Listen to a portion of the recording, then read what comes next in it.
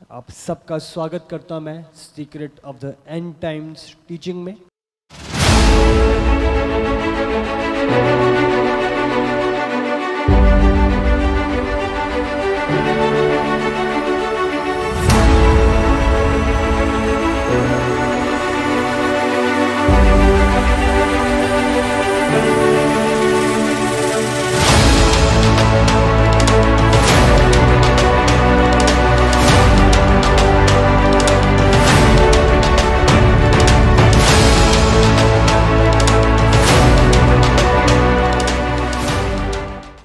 Hallelujah. मैं विश्वास करता हूं कि आप आनंदित हो प्रभु की हजूरी में और सचमुच प्रभु सामर्थी है। और आज जो हम बात करेंगे वो टेंपल माउंट के विषय में होएगा। वो जगह जो इज़राइल में है और क्या उसका सिग्निफिकेंस है, क्या महत्वपूर्ण रखता है वो। और मैं विश्वास करता हूँ जो आज प्रभु आपसे बात करना चाहता है वो करेगा और वो सत्य आपकी लाइफ में उन कार्यों को पैदा करेगा। आमीन आमीन आमीन। हालेलुया। टेंपल माउंट जिसके विषय में आज आप के साथ मैं बात करूंगा। टेंपल माउंट एक ऐसी जगह है जो बहुत सारे लोग यहूदी विश्वास करते हैं कि वो अदन की वाटिका थी, और बहुत जो मुस्लिम्स हैं वो लोग विश्वास करते हैं कि वहाँ पे जो प्रॉफिट मोहम्मद थे वो उस जगह पे यरूशलेम पे गए और वहाँ से उनका स्वर्गारोहण या ऊपर जाना हुआ था। तो मतलब वो जगह बहुत ही इम्पॉर्टेंट रोल प्ले करती है जो कि ये टेंपल माउंट है। और ये 36 एकड़ का लैंड है सिर्फ, और ये दुनिया की सबसे डिस्प्यूटेड जगह है। मतलब सबसे लड़ाई इस 36 एकड़ के लिए करी जाती है। इतनी लड़ाइयाँ, इतने क्लेश, इतने युद्ध सिर्फ इस जगह के लिए। 1967 का युद्ध हमने बात करी थी किस रीति से ये जगह बहुत ही एक बड़ा रोल प्ले करती है। आज हम जानेंगे कुछ चीज़ों के बारे में, किस रीति से इस जगह पे आने वाले नए नियम का एक चिन्ह था जो पुराने नियम में इस जगह को लेके था। तो आज मैं आपसे बात करूंगा, और क्योंकि ये जगह वो भी है जो जिसके ऊपर तैयारी होएगी आर्मगेदोन के लिए, और वही जगह जिस पे यीशु का आना होएगा अपने लोगों को बचाने के लिए, और दुनिया का अंत भी जो तैयारी है वो इसी जगह पे है। हालेलुया। तो इस जगह के विषय में जानना बहुत ही महत्वपूर्ण है कि क्या रोल ये प्ले करती है। हालेलुया। मैं चाहता हूँ 1 मिनट के लिए अपनी आंखों को बंद करेंगे आप सब जन, क्योंकि मैं चाहता हूँ कि आप तैयारी के साथ प्रभु के वचन को लें। 1 मिनट के लिए प्रार्थना करो, प्रभु मांगो प्रभु से, परमेश्वर जो भी वचन आज आपने मेरे लिए रखा है अपना ध्यान प्रभु की ओर लगाते हुए प्रभु मैं ध्यान लगा के परमेश्वर उसे सुनूं, ताकि तेरा सत्य मेरे तक पहुंचे और मुझे फ्री करे। प्रभु आज की सारी टीचिंग को मैं आपके लहू में सील करता हूँ यीशु, ये मेरे जीवन में 100 गुना फल को लेके आए प्रभु, यीशु के नाम से आमीन आमीन आमीन। प्रकाशित वाक्य से पहले हम मीका की पत्री निकालेंगे। मीका 4:1 पढ़ो। दिनों में ऐसा होगा कि यहोवा के भवन का पर्वत सब पहाड़ों पर दृढ़ किया जाएगा और सब पहाड़ियों से अधिक ऊंचा किया जाएगा, और हर जाति के लोग धारा के समान उसकी ओर चलेंगे। हालेलुया। और बहुत सी जातियों के लोग जाएंगे और आपस में कहेंगे, आओ हम यहोवा के पर्वत पर चढ़कर याकूब के परमेश्वर के भवन में जाएं। हालेलुया। तो इधर हम पढ़ रहे हैं जो पहला जिक्र हुआ था वो मीका में हुआ था, जो टेंपल माउंट के बारे में जो लिखा हुआ है भवन का पर्वत, मतलब माउंट, टेंपल माउंट, इसका मतलब जो है mountain of the house of the Lord, जिसका मतलब है कि ये जो जगह है, जब ये मेंशन हुआ था, वो जगह बाइबल बता रही है प्रभु का घर होएगी और बहुत सारे लोग उस जगह पे आएंगे। हम देखते हैं इतने सारे लोग, इंक्लूडिंग मुस्लिम्स, यहूदी, क्रिश्चियंस, इतने लोग इस जगह पे आते हैं। मतलब ये जगह बहुत ही इंपॉर्टेंट रोल प्ले करती है। और जब आप जाओगे इस जगह पे, इसको एंटर करने के 11 गेट हैं और 10 गेट जो इसमें से है, सिर्फ उनमें से मुस्लिम्स एंटर कर सकते हैं, मुसलमान एंटर कर सकते हैं। और सिर्फ एक ही गेट ऐसा है जो जिससे नॉन मुस्लिम्स को परमिशन है जाने की। हालेलुया। तो सचमुच जो हम देखते हैं, हम पढ़ेंगे, एक और वचन निकालेंगे, प्रकाशित वाक्य 20 का 7 और 8। जब 1000 वर्ष पूरे हो चुकेंगे तो शैतान कैद से छोड़ दिया जाएगा। वो उन जातियों को जो पृथ्वी के चारों ओर होंगी, अर्थात गोग और मागोग को, जिनकी गिनती समुद्र की बालू के बराबर होगी, भरमा कर लड़ाई के लिए इकट्ठा करने को निकलेगा। हालेलुया। तो ये वो जगह होगी जो इस बैटल की तैयारी होगी, जो टेंपल माउंट की जगह है। जो टेंपल माउंट के विषय में जो मैं आपसे बात करूंगा अब, वो है 4 पुराने नियम की बातें जो नए नियम को रिप्रेजेंट करती थी। तो मतलब जो प्रोफेटिक रीति से जो आने वाली चीज़ें हैं उनको पोर्ट्रेट करती थी, उनको दर्शाती थी, उनको दिखा रही थी।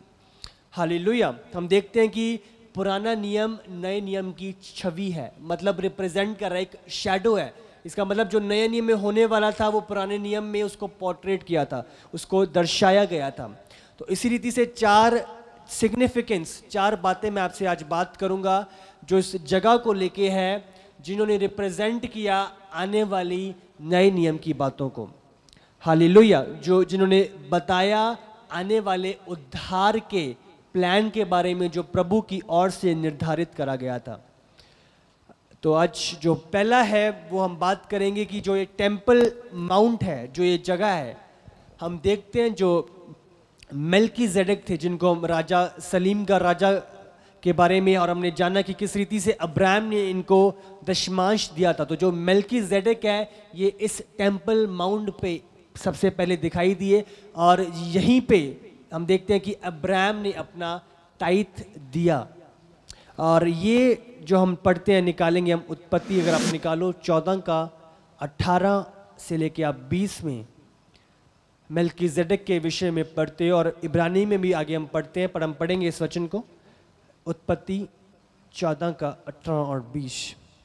तब शालोम का राजा मलिक-सिदिक, जो परम प्रधान ईश्वर का याजक था, रोटी और दाख मधु ले आया, और उसने अब्राहम को ये आशीर्वाद दिया, परम प्रधान ईश्वर की ओर से, जो आकाश और पृथ्वी का अधिकारी है, तो धन्य हो, और धन्य है परम प्रधान ईश्वर, जिसने तेरे द्रोहियों को तेरे वश में कर दिया है।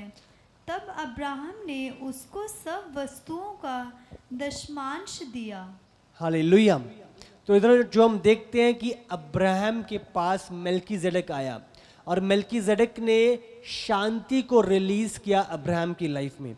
और हम देखते हैं अब्राहम ने उसको अपना दशमांश निकाल के, जबकि दशमांश के बारे में कोई वाचा नहीं थी पहले, प्रभु की कोई आज्ञा नहीं थी, बट फिर भी धार्मिकता के कारण अब्राहम ने अपना दशमांश निकाल के मेल्कीजेडेक को दिया। तो ये अनुग्रह अब्राहम के ऊपर था सबसे पहले कि मेल्कीजेडेक को उसने अपना दशमांश दिया।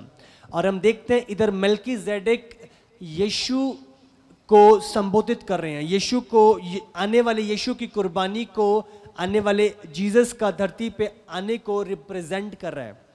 और हम देखते हैं कि किस रीति से जीसस इस धरती पे आए और धरती पे पीस को रिलीज किया, शांति को रिलीज किया।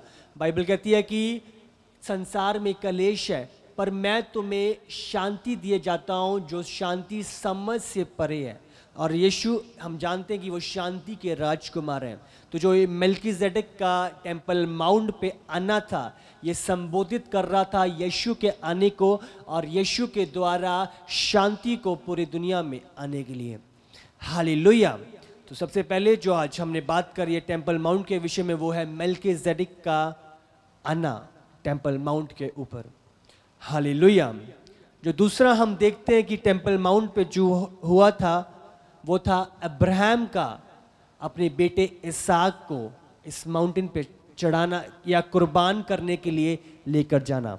हालेलुया।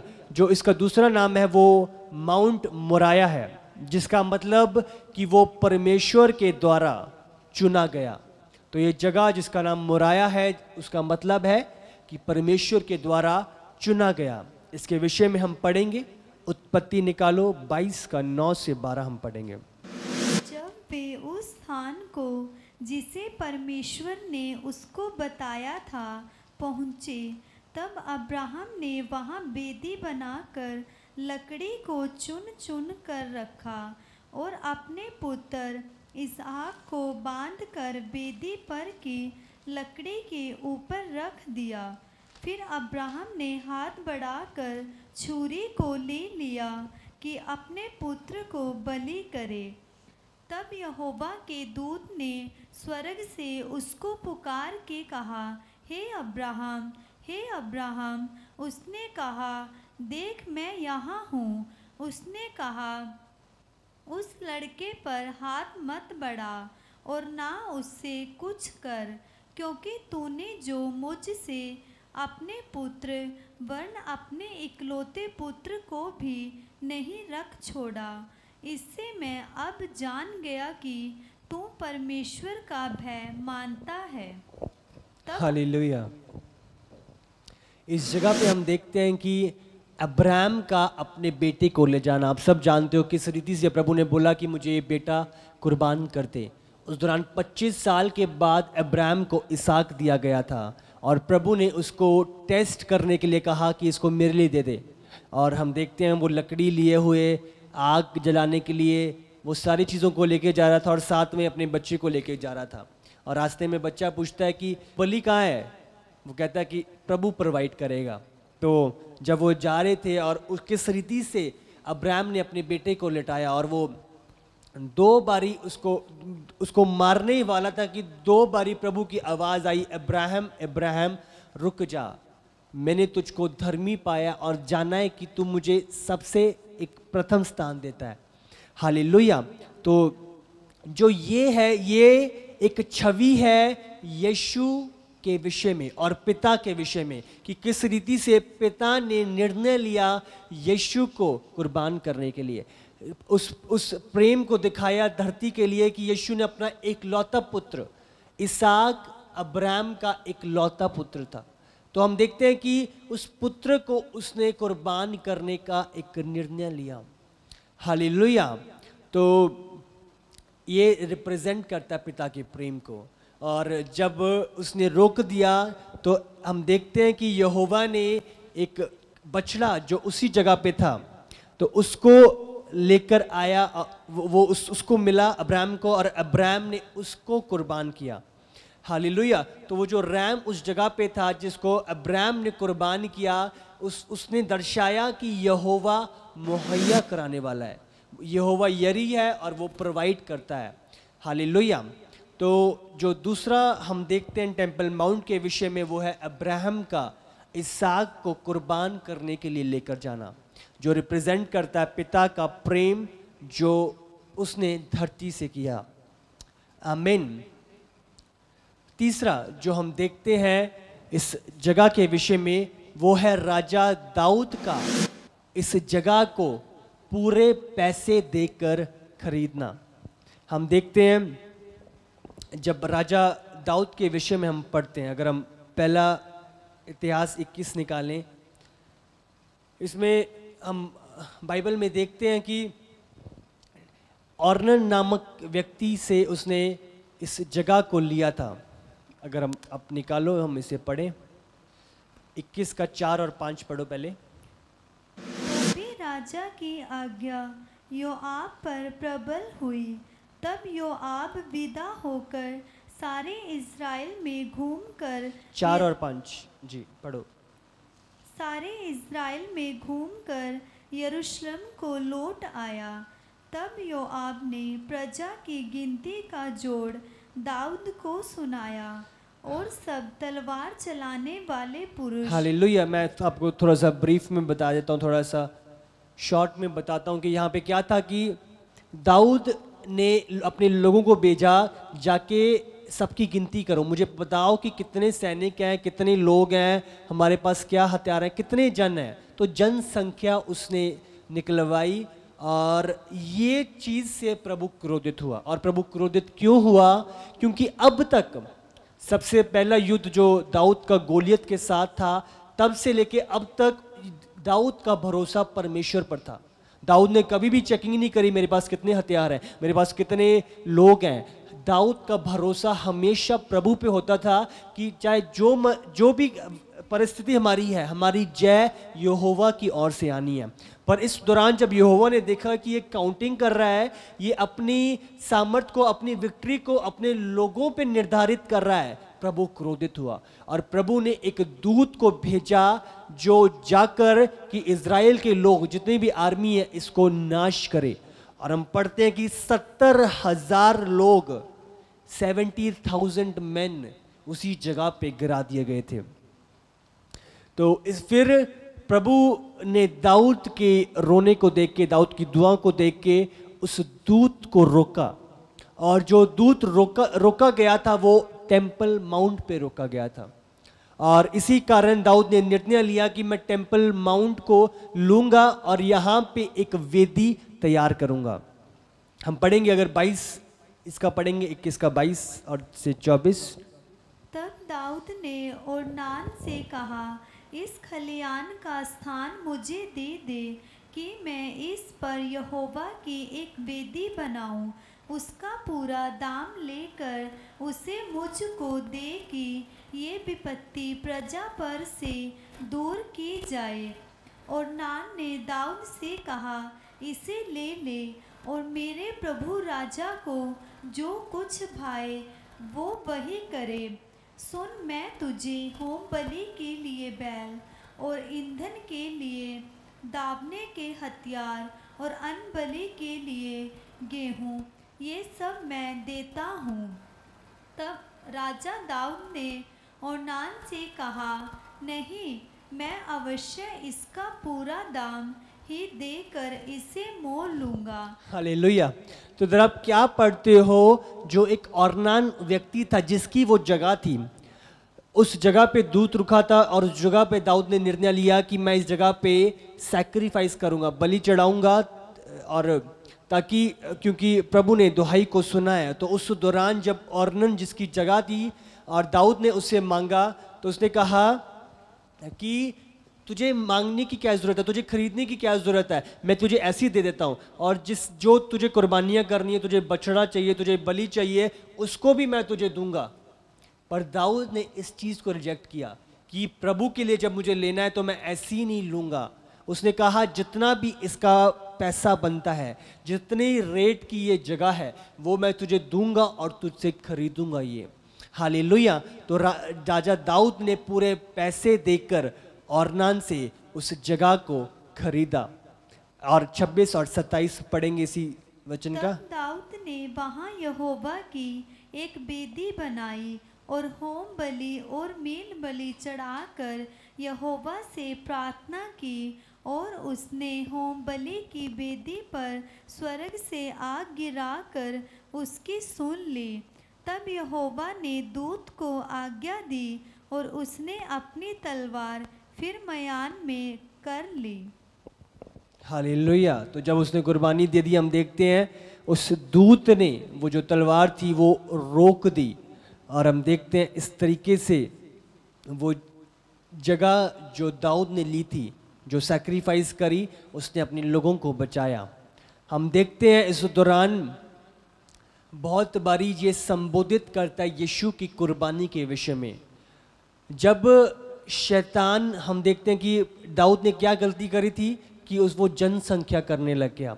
बहुत बारी हम भी जो मनुष्य है वो अपनी सांसारिक वस्तुओं पर भरोसा करने लगता है, अपनी आंखें प्रभु से हटाकर सांसारिक वस्तुओं पर लगाने लगता है, और शैतान आकर लोगों को परीक्षा में डालता है, और जिसके कारण वो परीक्षा में पड़ते हैं, वो डिस्ट्रक्शन की तरफ जाते हैं, और वो इवेंचुअली मृत्यु का सामना करते हैं। तो और यही है कि जब यीशु का लहू कुर्बान करा गया, हाँ, उस जगह पे हमने देखते हैं कि दाऊद ने सैक्रिफाइस को करा, लहू को बहाया। इस लहू बहाने के द्वारा क्या हुआ? परमेश्वर का क्रोध थम गया। तो इसी दौरान जब यीशु का लहू बहाया गया, हम देखते हैं कि जो प्रभु का क्रोध है, परमेश्वर का क्रोध है, वो परे हो गया। और हम देखते हैं कि उसके दौरान हम प्रभु के साथ शांति के साथ और प्रभु के साथ एक रिलेशन में रहते हैं। ये सिर्फ उस लहू के द्वारा है। मैं आपको बताता हूँ, जब प्रभु इस धरती को देखता है, अगर धरती को ऐसी देख ले तो धरती बचेगी नहीं। सिर्फ फर्क ये है कि परमेश्वर धरती पर यीशु के लहू के द्वारा इस धरती को देखता है। हालेलुया, क्योंकि हम यीशु के लहू के द्वारा सैंक्टिफाई करे गए हैं, हम पवित्र करे गए हैं, हम बचाए गए हैं। तो ये जो दाऊद का उस जगह पे कुर्बान करना था और प्रभु के क्रोध को रोकना था, ये संबोधित करता है यीशु का उस कुर्बान होना, यीशु का लहू बहाया जाना और प्रभु का क्रोध शांत होना। हालेलुया। तो ये तीसरा विषय हमने बात किया है कि किस रीति से ये लैंड कितना इम्पोर्टेंट रोल प्ले करता है। जो चौथा हम पढ़ेंगे, ये वही जगह है जिस पर प्रभु ने सुलेमान को मंदिर तैयार करने के लिए कहा। और दूसरा इतिहास हम निकालेंगे 7:5, जब सुलेमान ने इस जगह को, मंदिर को डेडिकेट किया और मंदिर टेम्पल माउंट के ऊपर तैयार करा गया। राजा सुलेमान ने 22,000 बैल और 1,20,000 भेड़ बकरियां चढ़ाई। यूं पूरी प्रजा समेत राजा ने यहोवा के भवन की प्रतिष्ठा की। याजक अपना अपना कार्य करने को खड़े रहे और लेविय भी यहोवा के गीत गाने के लिए वाद्य यंत्र लिए हुए खड़े थे। हालेलुया। हम देखते हैं कि सुलेमान ने किस रीति से बलिदान को दिया और इस टेम्पल को तैयार करा और इस टेम्पल को डेडिकेट किया परमेश्वर को। हालेलुया। ये संबोधित करता है कि ये टेम्पल प्रभु की इंस्ट्रक्शंस के अनुसार, प्रभु के बोलने के अनुसार तैयार करा गया था। हर एक चीज़ कहाँ पे क्या होना चाहिए, प्रभु ने इस मंदिर को तैयार करवाया था। ये संबोधित करता है वही जो मंदिर स्वर्ग में है। और किस रीति से, मैं आपको बताता हूँ, जब ये मंदिर तैयार किया, आज के टाइम पे $1 बिलियन उस मंदिर को तैयार करने के लिए खर्च करे गए थे। एक और वचन हम निकालेंगे, दूसरा इतिहास 7:12-16, अगर हम पढ़ते हैं इसे। तब यहोवा ने रात में उसको दर्शन देकर उससे कहा, मैंने तेरी प्रार्थना सुनी और इस स्थान को यज्ञ के भवन के लिए अपनाया है। यदि मैं आकाश को ऐसा बंद करूं कि वर्षा ना हो या टिड्डियों को देश उजाड़ने की आज्ञा दूं या अपनी प्रजा में मरी फैलाऊं, तब यदि मेरी प्रजा के लोग जो मेरे कहलाते हैं दीन होकर प्रार्थना करें और मेरे दर्शन के खोजी होकर अपनी बुरी चाल से फिरें, तो मैं स्वर्ग में से सुनकर उनका पाप क्षमा करूँगा और उनके देश को ज्यों का त्यों कर दूंगा। अब से तो ये जगह हम देखते हैं कि ये एक सैक्रिफाइस की जगह थी, ये बलिदान की जगह थी और प्रभु की हजूरी जिससे प्रभु प्यार करता था। पढ़ो इसको, आगे भी हम पढ़ते हैं। अब से जो प्रार्थना इस स्थान में की जाएगी उस पर मेरी आंखें खुली और मेरे कान लगे रहेंगे। इसका मतलब वो जगह वर्शिप की जगह थी, वो सैक्रिफाइस की जगह थी, वो आराधना की जगह थी। हालेलुया, जिससे प्रभु प्यार करता था। हम देखते हैं आगे, इस वचन को पढ़ो। क्योंकि अब मैंने इस भवन को अपनाया और पवित्र किया है कि मेरा नाम सदा के लिए इसमें बना रहे। मेरी आँखें और मेरा मन दोनों नित्य यहीं लगे रहेंगे। हालेलुया। तो जो इसके बारे में हम पढ़ते हैं कि ये जगह प्रभु को प्रिय थी, प्रभु प्यार करता था। ये क्या संबोधित करती है नए नियम में कि जब यीशु की कुर्बानी क्रूस पे हुई, हम देखते हैं जो मंदिर का पर्दा था, वो जो अति पवित्र स्थान पे एंटर करने के लिए था, उसके 2 भाग कर दिए गए, वो फाड़ा गया बीच से। और इसका मतलब जब वो हुआ, प्रभु ने क्या कहा, अब हम जो मसीह में है, हम पवित्र आत्मा के मंदिर हैं, हम प्रभु के मंदिर हैं। बाइबल में लिखा है मैंने उनको चुना है और पवित्र करा है। प्रभु ने इस मंदिर को क्या है, चुना है। जब हम मसीह में उद्धार पाते हैं तो प्रभु इस मंदिर को चुन लेता है, अपने रहने का स्थान बना लेता है और इसे पवित्र करता है। इस तो क्या है, प्रभु इस घर को साफ करता है। क्यों साफ करता है? कि मेरा नाम उस जगह पे हमेशा के लिए बना रहे। किसका नाम बना रहे? यीशु का नाम बना रहे। और हम देखते हैं कि मेरे हृदय और मेरी आंखें हमेशा उसी की ओर लगी रहें। तो इसका मतलब जो अब प्रभु का मंदिर है, जो संबोधित कर रहा है नए नियम में, वो हम है, ताकि प्रभु हमसे प्यार, वही हमारी उसकी आंखें और उसका हृदय हमारी ओर लगा हुआ है और हमें पवित्र करता है और हम उसके द्वारा चुने गए हुए हैं। हालेलुया। तो हमने जाना प्रभु के कुर्बानी के विषय में, ये सारी चीज़ें ऑलरेडी बता दी गई थी जो यीशु के लहू के द्वारा उसके लोगों की लाइफ में आना था। आमीन। मैं विश्वास करता हूँ आप समझ रहे हो प्रभु के वचन को। हालेलुया। सचमुच सामर्थी वचन हम देखते हैं। इन वचन को मैं चाहता हूँ आप नोट भी कर सकते हैं और जब भी आपको समय लगे आप दोबारा इन्हें दोहरा सकते हैं। हालेलुया। तो ओल्ड टेस्टमेंट में सारी चीज़ें संबोधित कर रही हैं, वो बता रही हैं जो चीज़ें नए नियम में होने वाली हैं।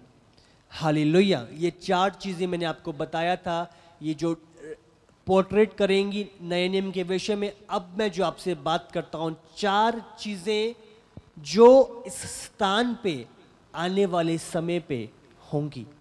4 चीज़ें जो हो चुकी हैं और 4 चीज़ें जो इवेंट्स जो भविष्यवाणियों के द्वारा ऑलरेडी बता दिए गए थे और जिनका होना अब होगा टेम्पल माउंट के ऊपर, इस जगह के ऊपर।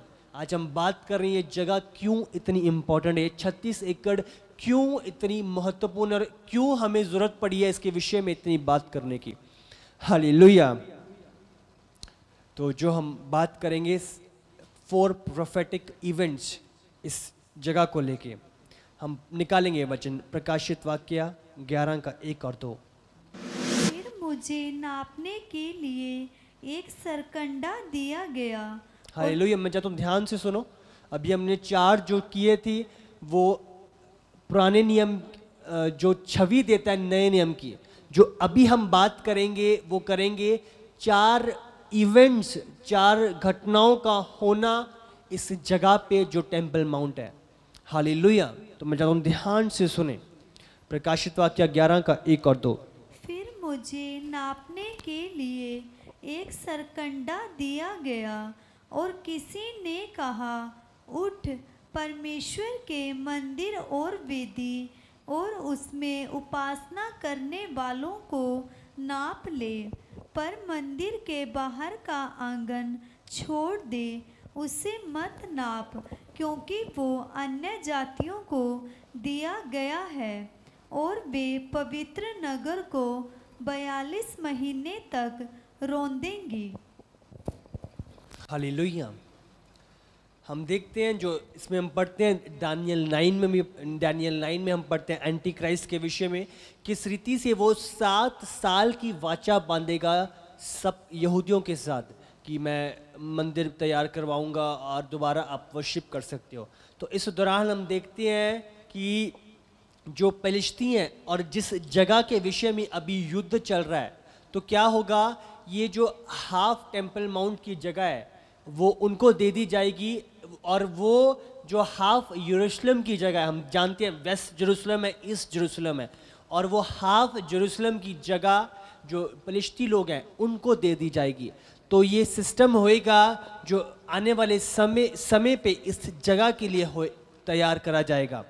और हम देखते हैं इस जगह पे टेंपल का दोबारा बनाया जाना होएगा। तो जो हमने पढ़ा था कि मंदिर का दोबारा बनना वो टेंपल माउंट के ऊपर होगा, और जब ये टेंपल माउंट तैयार होगा हम देखते हैं कि वो जो अभी की चीज़ें हैं वो उसी जगह पे रहेंगी और उनके बीच में ही ये टेंपल माउंट तैयार करा जाएगा।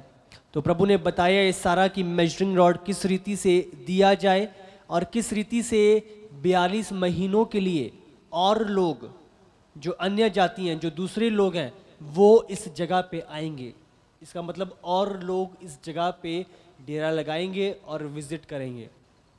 तो क्लियरली हम देखते हैं, प्रभु के बारे में पढ़ते हैं, सारी चीज़ें डिटेल में बताई गई हैं और हम देखते हैं। और ये चीज़ जो फिलिस्तीन और यूएन तक चाहता है कि इस रीति से जेरूसलम फिलिस्तीनियों को दिया जाए और किस रीति से ये सिस्टम जल्द से जल्द हो, जिसके विषय में ऑलरेडी प्लानिंग्स चल रही हैं। तो प्रभु ने ऑलरेडी लिख दिया था ये चीज़ें होंगी। और हम देखते हैं जो 3.5 साल या 42 महीने जिनके विषय में हम पढ़ते हैं, इसके बाद, इसके पूरे होने के बाद हम देखते हैं कि महाकलेश का शुरू होना स्टार्ट होएगा। तो पहला हमने पढ़ा, जो हम पढ़ रहे हैं ये, इसमें ये है कि जो मंदिर है वो तैयार होगा टेंपल माउंट के ऊपर। हालेलुया। जो दूसरा हम पढ़ते हैं वो 2 गवाह के बारे में पढ़ते हैं, जो प्रकाशित वाक्य 11 में हम देखते हैं। तो जब प्रकाशित वाक्य 11 में हम बात करते हैं कि वो 2 गवाह जिनको प्रभु भेजेगा अपने लोगों के लिए, अगर 11 का 3 अगर आप पढ़ो, इसमें लिखा है वो 2 गवाह जिनको परमेश्वर भेजेगा सुसमाचार के लिए, और वो इसी टेंपल माउंट के ऊपर सुसमाचार और प्रभु के काम को पूरा करेंगे। पढ़ो। मैं अपने 2 गवाहों को ये अधिकार दूंगा कि टाट ओढ़े हुए 1260 दिन तक भविष्यवाणी करें। ये वे ही जैतून के। हालेलुया। तो इस जगह पे 1 to जो ये दिन है ये 3.5 साल है, और 3.5 साल के लिए 2 गवाह आएंगे और ये मिशनरीज होंगे जो प्रभु के द्वारा भेजे जाएंगे। हाँ, वो स्वर्गीय होंगे जो प्रभु के कामों के लिए। और माना जाता है, इसका भी डिटेल में मैं आगे बात करूंगा, बट जो माना जाता है कि ये जो 2 जन होंगे वो हनोक और एलिया होंगे जिनको प्रभु भेजेगा अपने सुसमाचार के लिए। तो ये भी इसी माउंट पे शांति का सुसमाचार करेंगे ताकि रूहें उद्धार पाएं, बचाई जाएं और प्रभु को अपना जीवन दें ताकि उनकी लाइफ में उद्धार आ सके। बट इसकी भी इन 2 गवाह के बारे में आगे आने वाले टाइम पे पढ़ेंगे, किस रीति से इनका आना होगा, ये किस रीति से सुसमाचार करेंगे और किस रीति से लोगों के द्वारा ये सताए जाएंगे, ये मारे भी जाएंगे पर जिंदा हो जाएंगे। और जब तक ये जो पीरियड है 3.5 साल का ये पूरा नहीं होता, ये इसी जगह पे रहेंगे और कोई इन्हें मार नहीं पाएगा। हालेलुया। और मैं आपको बता रहा हूँ ये 2 जनों से बहुत दुनिया इनके विरोध में होएगी, इनको हेट करेगी और इनको पसंद नहीं करेगी, और ये 3.5 साल के लिए होएगा। तो दूसरा जो हमने बात करी है कि जो 2 गवाह होंगे ये भी टेंपल माउंट के ऊपर ही आकर प्रभु के सुसमाचार को फैलाएंगे और रूहों तक प्रभु की गुड न्यूज़ को रीच कराएंगे। हालेलुया। तीसरा जो हम बात करते हैं कि वो है एंटी क्राइस्ट के विषय में, जो इसी मंदिर में टेंपल माउंट के ऊपर ही अपने आप को परमेश्वर कहलवाएगा। हमने बात करी, मैंने पहले भी कुछ जो टीचिंग्स हम ले चुके हैं उसके आपको बताया था किस रीति से 3.5 साल के बाद यहूदी जानेंगे कि हम भरमाए गए हैं। 3.5 साल तक सब ठीक होएगा, पीसफुली उनके साथ रहना होएगा, पर जब यहूदी जानेंगे 3.5 साल के बाद वो खुद जाके बैठकर बताएगा, दर्शाएगा कि मैं ही परमेश्वर हूँ और मेरी वर्शिप करो 3.5 साल के बाद। तो ये कहाँ होएगा?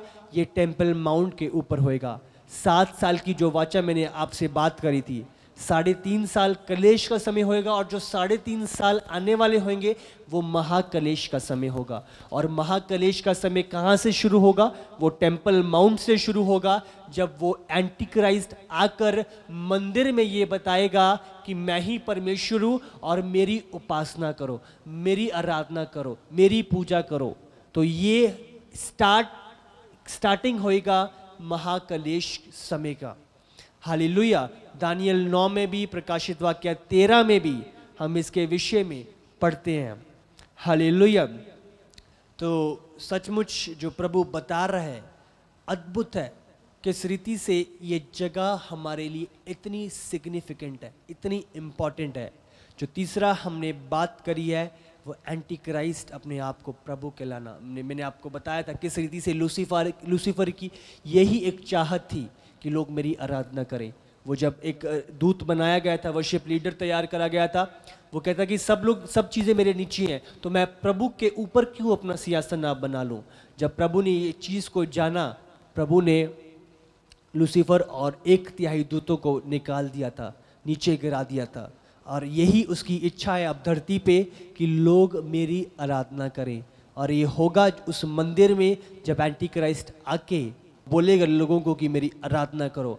और उस दिन यहूदी मन फिराएंगे और जानेंगे कि सचमुच हम गलत थे और हम धोखे में लाए गए हैं।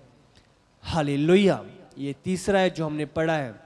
जो चौथा इसके बारे में हम पढ़ते हैं, हालेलुया, वो है यीशु का इस धरती पर आना।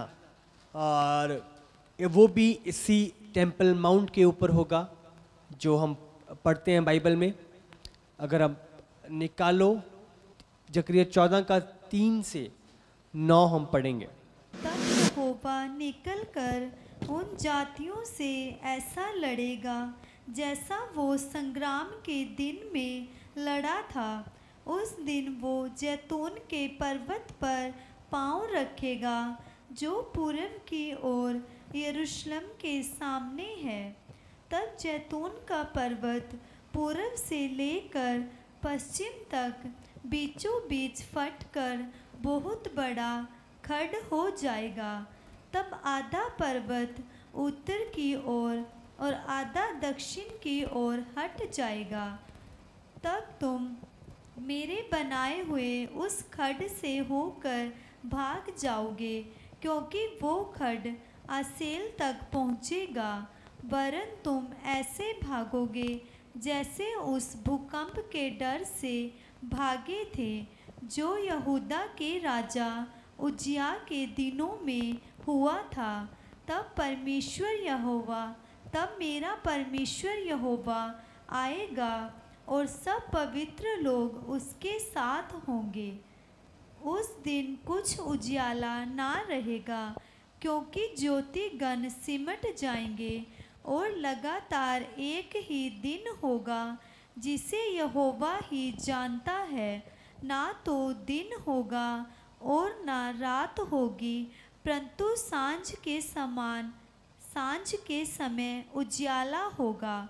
उस दिन यरूशलेम से बहता हुआ जल फूट निकलेगा। उसकी एक शाखा पूर्व के ताल और दूसरी पश्चिम के समुद्र की ओर बहेगी। और धूप के दिनों में और जाड़े के दिनों में भी बराबर बहती रहेगी।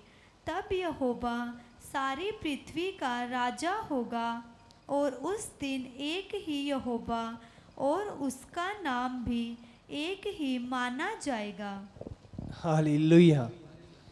तो चौथा जो हमने पढ़ा है वो यीशु का आना उन लोगों के साथ जो रैप्चर में उठा लिए जाएंगे। हमने आपको बताया था 7 साल के बाद जो रैप्चर में उठा लिए गए थे वो लोग यीशु के साथ वापस लौटेंगे 1000 साल शासन करने के लिए धरती के ऊपर, जिसमें मसीह का शासन होएगा। और क्या लिखा है कि परमेश्वर ही धरती का राजा होगा और वही इस धरती को रूल करेगा। हालेलुया। ये चीज़ें हम प्रकाशित वाक्य अगर आप 19 में भी पढ़ो तो आप पढ़ सकते हो। अगर 11 से लेके 19 तक इसके विषय में। ये रेफरेंसेस हैं जो मैं आपको बता रहा हूँ, इसको डिटेल में आप पढ़ सकते हो। ये सारी चीज़ें क्लियरली हम देखते हैं इसमें लिखी हुई हैं। मैं चाहता हूँ जब हम पढ़ भी लेंगे इसको, ये बहुत सामर्थी। रेवलेशन प्रकाशित वाक्य 19 का अब 11 से पढ़ो इसे। फिर मैंने स्वर्ग को खुला हुआ देखा और देखता हूँ कि एक सफ़ेद घोड़ा है और उस पर एक सवार है जो विश्वास योग्य और सत्य कहलाता है, और वो धर्म के साथ न्याय और युद्ध करता है। उसकी आँखें आग की ज्वाला है और उसके सिर पर बहुत से राज मुकुट हैं। उस पर एक नाम लिखा है जिसे उसको छोड़ और कोई नहीं जानता। वो लहू छिड़का हुआ वस्त्र पहने है और उसका नाम परमेश्वर का वचन है। स्वर्ग की सेना सफ़ेद घोड़ों पर सवार और सफ़ेद और शुद्ध मलमल पहने हुए उसके पीछे पीछे है। जाति जाति को मारने के लिए उसके मुंह से एक चोखी तलवार निकलती है। वो लोहे का राजदंड लिए हुए उन पर राज्य करेगा और सर्वशक्तिमान परमेश्वर के भयानक प्रकोप की जलजलाहट की मदिरा के कुंड में दाख रौंदेगा। उसके वस्त्र और झाग पर ये नाम लिखा है, राजाओं का राजा और प्रभुओं का प्रभु। फिर मैंने एक स्वर्गदूत को सूर्य पर खड़े हुए देखा। उसने बड़े शब्द से पुकार कर आकाश के बीच में से उड़ने वाले सब पक्षियों से कहा, आओ परमेश्वर के बड़े भोज के लिए इकट्ठे हो जाओ, जिससे तुम राजाओं का मांस और सरदारों का मांस और शक्तिमान पुरुषों का मांस और घोड़ों का और उनके सवारों का मांस, और क्या स्वतंत्र, क्या दास, क्या छोटे, क्या बड़े, सब लोगों का मांस खाओ। फिर मैंने उस पशु और पृथ्वी के राजाओं और उनकी सेनाओं को उस घोड़े के सवार और उसकी सेना से लड़ने के लिए इकट्ठे देखा। वो पशु और उसके साथ वो झूठा भविष्यवक्ता पकड़ा गया जिसने उसके सामने ये चिन्ह दिखाए थे, जिनके द्वारा उसने उनको भरमाया, जिन पर उस पशु की छाप थी। और हालेलुया। तो आपने देखा किस रीति से ये वचन में हम पढ़ते हैं, जिनके पास छाप होएगी और ये लोग युक्तियां बनाएंगे इज़राइल के खिलाफ। और किस रीति से हमने पहले भी जाना था, पढ़ा था, यीशु का आना होएगा और इस युद्ध को जीतना होएगा और उसके बाद 1000 सालों का शासन करना होगा। हम देखते हैं ह्यूमन हिस्ट्री का अंत भी डिनोट करेगा इस जगह के ऊपर। हालेलुया। हम देखते हैं ये इवेंट्स जिनके विषय में हम पढ़ रहे हैं कितने पास हैं और किस रीति से प्रभु ने फ्यूचर ऑलरेडी पहले से अपने लोगों को बता दिया गया है। आमीन। और सचमुच प्रभु का धन्यवाद हो। हमें एज अ बिलीवर चिंता करने की ज़रूरत नहीं है, क्योंकि जब ये 7 साल होंगे हम जो उठा लिए जाएंगे, हम प्रभु के साथ मैरिज सफ़र कर रहे होंगे। हाँ, जो विवाह का सफ़र है उसके साथ अपने ब्राइड ग्रूम के साथ हम सफ़र में होंगे और उसके साथ ही रूल करेंगे 1000 साल के लिए, जब हमारा इस धरती पे आना होगा और अनंत काल का जीवन हम प्रभु के साथ ही व्यतीत करेंगे। हालेलुया। तो हमने जाना कि ये कितना इम्पोर्टेंट रोल प्ले करता है ये टेम्पल माउंट, जिसके विषय में हमने पढ़ा है। इसको ग्राउंड ज़ीरो पॉइंट भी कहा जाता है। इसका मतलब इसके ऊपर सारी चीज़ें आधारित हैं। हाँ, जिसका मतलब कि एक न्यूक्लियर बॉम्ब आप कह सकते हो, जो संबोधित करता है कि ऊपर है नीचे, जिसके ऊपर बहुत सारी चीज़ें आधारित करी गई हैं। तो सचमुच मैंने आज आपसे बात करी 4 प्रोफेटिक पोर्ट्रेट्स या छवि जो नए नियम की हैं और 4 इवेंट्स जो अभी होने बाकी हैं। आमीन। मैं विश्वास करता हूँ कि आपने नोट्स तैयार करे हैं और अपने चीज़ों को लिखा है, नोट डाउन करा है और आप समझे हो। हालेलुया। सचमुच प्रभु परफेक्शन का प्रभु है, वो गड़बड़ी का नहीं, परफेक्शन का। जो भी उसने लिखा है हर एक चीज़ अपने टाइम पे पूरी होती आई है और अवश्य कि वो पूरी होंगी। प्रभु ने डिटेल्स में सारी चीज़ों को संबोधित करते हुए सारी चीज़ें ऑलरेडी लिख दी गई हैं। हालेलुया। सचमुच ये चीज़ें जब हम पढ़ते हैं तो ये हैरान कर देने वाली हैं कि प्रभु इतनी माइन्यूट चीज़ों का भी ध्यान रखता है। जब उसने नूह को जहाज बनाने के लिए कहा, उसने सारी लेंथ ब्रेथ, कितनी जहाज, कितने कैबिन बनाने हैं, सब कुछ उससे तैयार करने को बोला था। प्रभु हर एक चीज़ परफेक्शन में करता है। आमीन। तो ये चीज़ें जो प्रभु के ओर से, प्रभु के लोगों के द्वारा लिखी गई हैं, ये सारी चीज़ें इम्पॉर्टेंट रोल प्ले करती हैं। ये जगह ये जो 36 एकड़ जिसके ऊपर आज इतना डिस्प्यूट चल रहा है यूएन में, इन इज़राइल के बीच में, यहूदियों के बीच में, अरब्स के बीच में, बहुत ही इम्पॉर्टेंट जगह है जो प्रभु के टाइम के लिए रखी गई है। हालेलुया। हम जैसे पहले प्रभु उस जगह से, आज वो मंदिर हम है जिससे प्रभु प्यार करता है, जो उसके द्वारा चुना गया है। जो आज हमने जाना था 4th पॉइंट में कि हमारे अंदर ही उसका नाम बसा हो और इस मंदिर के अंदर ही बलिदान और वर्शिप हो, सैक्रिफाइसेस और वर्शिप होनी चाहिए। तो इसका मतलब जो वर्शिप हमने करनी है वो आत्मा और सच्चाई से करनी है, क्योंकि ये प्लेस ऑफ वर्शिप है। क्योंकि प्रभु आत्मा है और हम आत्मा है, तो उसकी वर्शिप आत्मा और सच्चाई से करनी है। अपनी अच्छी तैयारी करनी है उसके आगमन के लिए, ताकि हम रैप्चर में ही उठा लिए जाएं। हालेलुया। ये एंड टाइम टीचिंग्स का यही मकसद है कि हम उसके सत्य को जानें और अपनी अच्छी तैयारी करें, ये जानते हुए कि ये अंत की चीज़ें कितनी निकट हैं और रैप्चर का आना, दुनिया का अंत कितना निकट है, और हम एक अच्छी तैयारी को करें। हम देखते हैं ये चीज़ें माउंट, ये टेम्पल माउंट के बारे में इतने सारा न्यूज़ में जो ये हम बार बार हम इसके विषय में देखते हैं, आप समझ सकते हो कि अंत कितना निकट है। तो प्रेयर में रहकर अपने आप की एक अच्छी तैयारी करो। हालेलुया। ताकि हम रैप्चर में उठा लिए जाएं और अनंत काल का जीवन प्रभु के साथ व्यतीत करें। God bless you all.